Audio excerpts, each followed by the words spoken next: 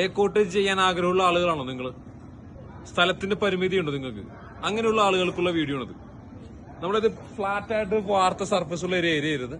നമ്മളൊരു ഏകദേശം 30 അടി ഹൈറ്റ് പൊക്കിയിട്ട് താഴെ 2 ബെഡ്റൂം, മുകളിൽ 2 ബെഡ്റൂം, അങ്ങനെ 4 അറ്റാച്ച് ബാത്റൂമായിട്ടുള്ള ഒരു ഏരിയ എ സ്ട്രക്ചറിൽ ചെയ്തെടുത്തേക്കാണ്. കൊടൈക്കനാലിലാണ്, വീൽപ്പെട്ടിയിൽ. വീഡിയോയിലേക്ക് അടക്കാം. എ സ്ട്രക്ചർ ചെയ്തിട്ട് നമ്മളൊരു 11 അടി ഹൈറ്റിൽ ഡെക്ക് അടിച്ചിട്ട് ലൈറ്റ് വെയിറ്റ് ബ്രിക്കില് ബാത്റൂം എല്ലാം വാളെല്ലാം കെട്ടി എന്നിട്ട് പ്ലാസ്റ്റർ ചെയ്തു. സീലിംഗ് എല്ലാം നമ്മൾ വുഡൻ സീലിംഗ് കൊടുത്തു. സെന്ററിലേക്ക് കാണുന്ന പാർട്ടീഷൻ ബ്ലാക്ക് ഗ്ലാസ് പാർട്ടീഷൻ കൊടുത്തു. എന്നിട്ടുള്ള വ്യൂ ആണ്. ഇതിന്റെ ഇന്റീരിയർ വ്യൂയിലേക്കാണ് വേണ്ടി കിടക്കാൻ പോകുന്നത്. ഫ്രണ്ടിലേക്ക് കൊടുത്തേക്കുന്ന സ്ലൈഡിംഗ് ഡോർ ആണ്. ഫ്രെയിമിൽ ചെയ്തിട്ട് വളരെ കോസ്റ്റ് എഫക്റ്റീവ് ആയിട്ട് ആർക്ക് വേണ്ടി ചെയ്തെടുക്കാൻ പറ്റും. ഫ്രെയിം ചെയ്തിട്ട് ഒരു 6 mm ടഫൺ ഗ്ലാസ് കൊടുത്തേക്കാണ്. താഴെ മറൈൻ ഫ്ലേവർ എടുത്തിട്ട് വിനീർ ഒട്ടിച്ചേക്കാണ്. മുകളിലോട്ടുള്ള സ്റ്റെപ്പ് എന്ന് വെച്ചാല് കാസ്റ്റ് അയണിന്റെ സ്റ്റെപ്പാണ്. റെഡിമെയ്ഡ് ആയിട്ട് വാങ്ങിക്കാൻ കിട്ടും. ഫിക്സ് ചെയ്താൽ മതി.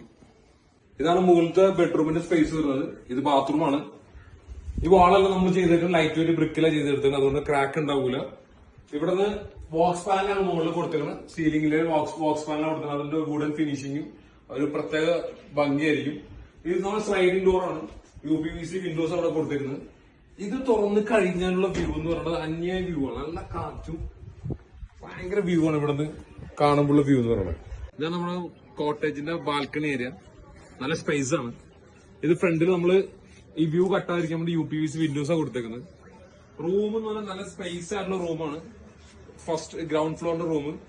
4 ബെഡ്റൂമില് ഗ്രൗണ്ട് ഫ്ലോറിലെ 2 ബെഡ്റൂമിൽ 1 ബെഡ്റൂമാണത്. ഇവിടെ റൂഫ് നമ്മള് സ്ലോപ്പ് റൂഫ് എന്നൊക്കെ ഉണ്ടെങ്കിൽ വുഡൻ സീലിംഗ് സ്ലോപ്പ് ആയിട്ട് തന്നെ കൊടുത്തേക്കുന്നത്. അപ്പൊ നമുക്ക് സ്പേസ് ഉപയോഗിക്കാൻ പറ്റും.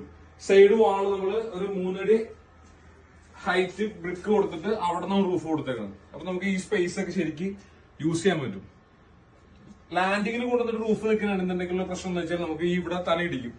നേരെ മറിച്ച് നമ്മൾ ഒരു 3 അടി ഹൈറ്റ് പൊക്കിയിട്ട് എ സ്ട്രക്ചർ സ്റ്റാർട്ട് ചെയ്യണമെങ്കിൽ ഇത്രയും സ്പേസ് നമുക്ക് യൂസ് ചെയ്യാൻ പറ്റും. നമ്മൾ ഈ എൻഡിൽ നിന്നാൽ പോലും തല മുട്ടില്ല.